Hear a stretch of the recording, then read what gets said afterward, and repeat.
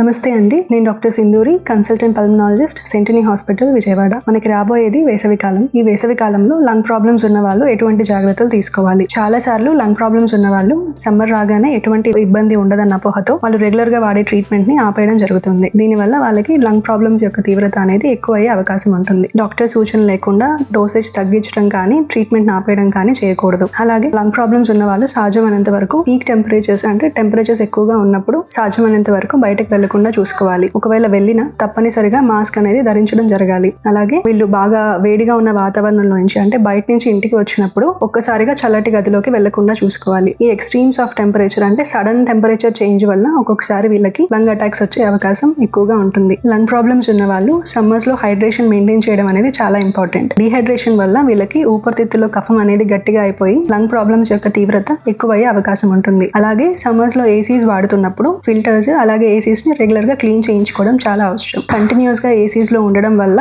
ఒక్కొక్కసారి అటిపికల్ నిమోనియాస్ వచ్చే అవకాశం ఎక్కువగా ఉంటుంది.